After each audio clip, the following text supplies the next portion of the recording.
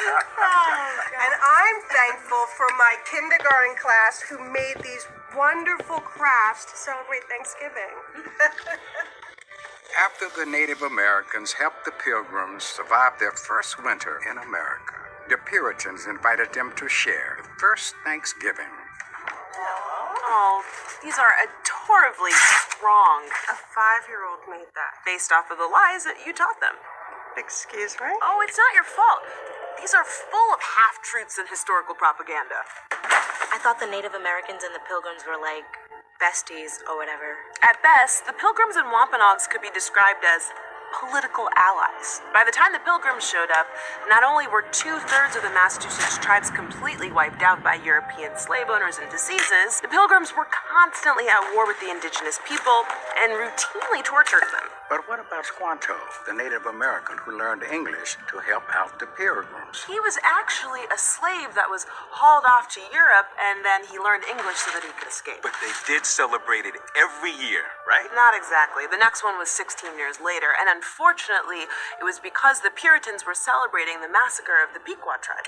Back then, Thanksgiving was also for families, specifically murdering them. Okay, we get it. History is awful. The Puritans were terrible. And now we have to let our children know that the holiday started with tons of killings.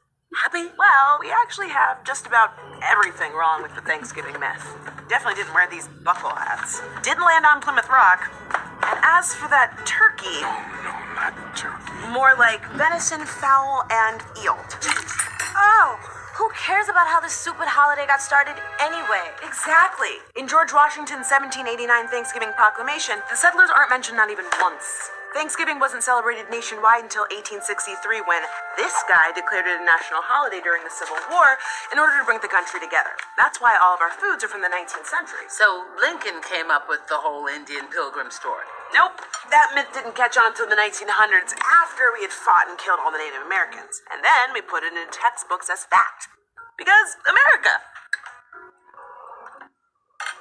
But the food is really good, and if you ignore all the terrible history, like, the murdering, the raping, the pillaging, it's still kind of a great holiday.